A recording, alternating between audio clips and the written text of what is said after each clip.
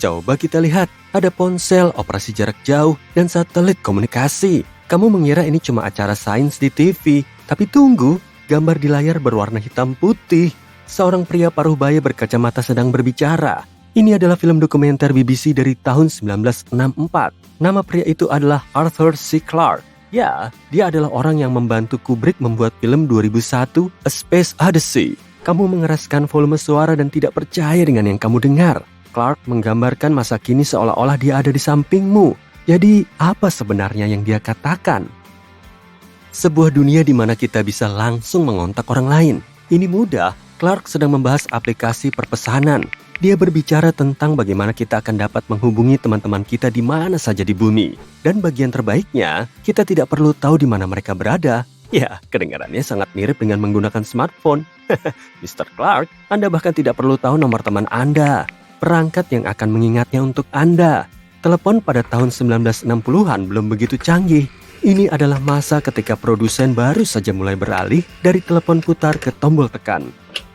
Namun, Clarke melihat lebih jauh ke masa depan komunikasi. Dia menceritakan sebuah kisah tentang bagaimana seseorang dapat mengerjakan bisnis dari Haiti atau Bali seolah-olah mereka berada di London. Itu adalah acara BBC.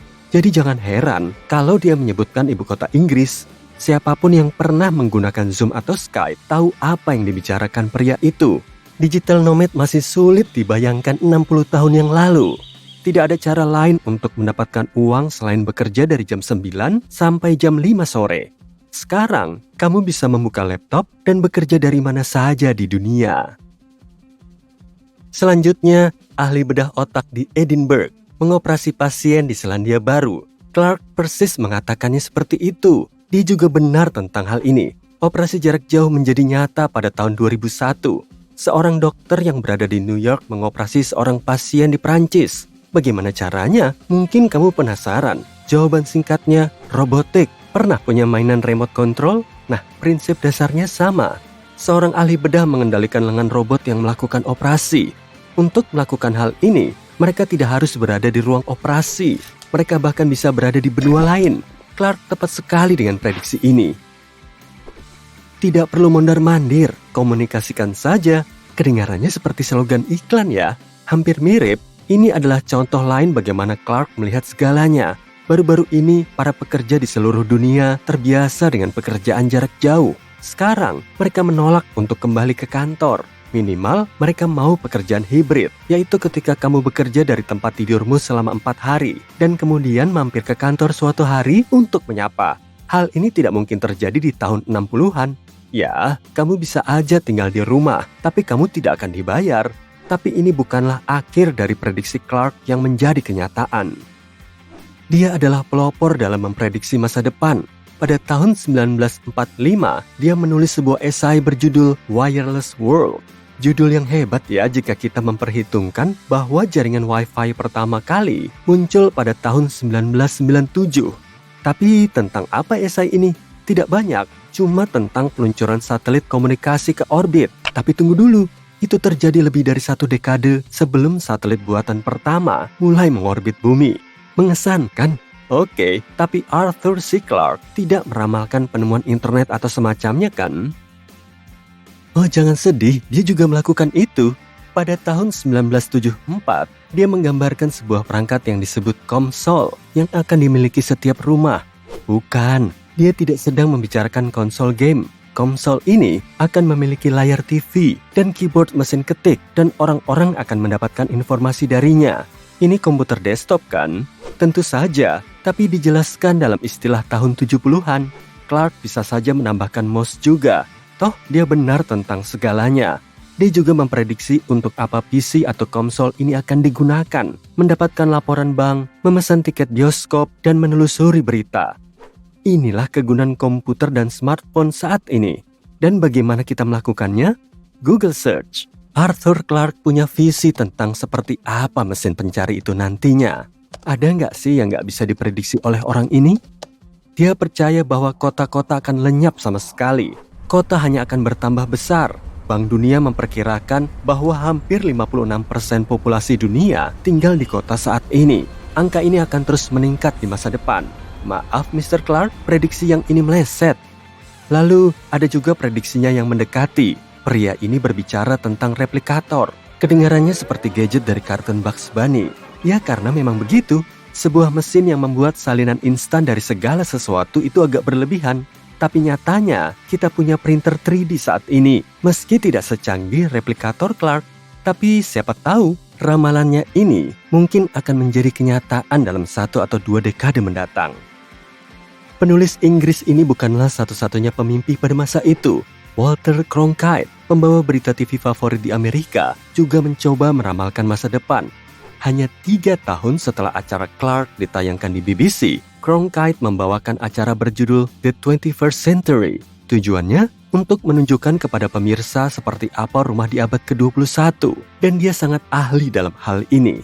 Mari kita mulai dengan visinya tentang ruang tamu. Layar televisi 3D yang penuh warna dan besar? Cek. Kontrol perangkat yang mengoperasikan berbagai gadget? Cek.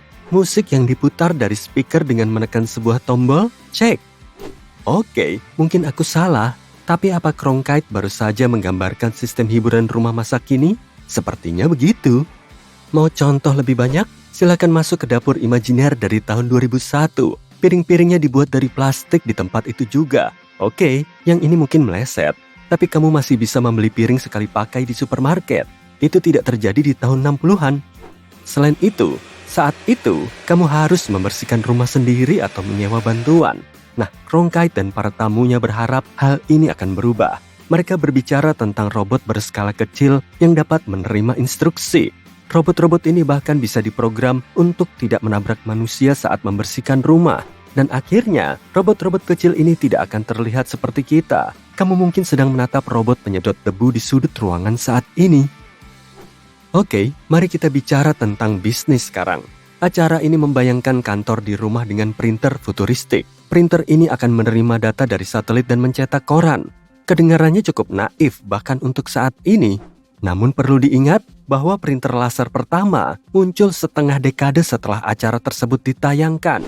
Ada juga pembahasan tentang sistem kamera sirkuit tertutup. Sistem intercom ini ada di setiap rumah saat ini. 60 tahun yang lalu, kamu harus menggunakan lubang intip untuk melihat siapa yang ada di depan pintu. Namun gadget paling misterius yang disebutkan Cronkite adalah mesin korespondensi elektronik. Mereka tidak menjelaskan fungsinya dalam acara tersebut, tapi mungkin saja yang mereka maksud adalah smartphone. Pada saat itu, remote control TV sudah sangat sempurna, jadi gadget ini tampak lebih mengesankan. Baiklah, aku tahu apa yang kamu tunggu-tunggu. Mobil terbang kan? Ya, Cronkite memasukkan prediksi ini dalam acaranya yang lain. Kali ini tentang abad ke-20. Sudah cukup sering ada berita tentang perusahaan rintisan teknologi yang membuat mobil terbang. Namun selalu saja gagal.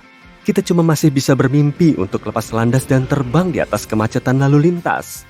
Namun, ada beberapa hal yang benar dari acara tahun 60-an ini terkait mobil.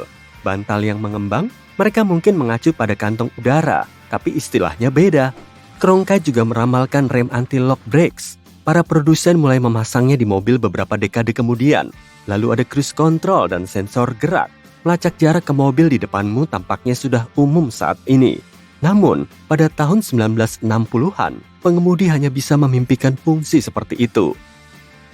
Berapa kali kamu dengar kakek dan nenekmu bilang kalau segala sesuatu kualitasnya lebih baik di zaman mereka? Ya, ini nggak selalu jadi hal yang baik. Rambu-rambu lalu lintas dahulu dibuat dengan kokoh, jadi mobil akan rusak parah jika menabraknya. Cronkite secara akurat meramalkan bahwa rambu-rambu jalan modern sengaja dibuat lentur agar tidak membahayakan nyawa pengemudi.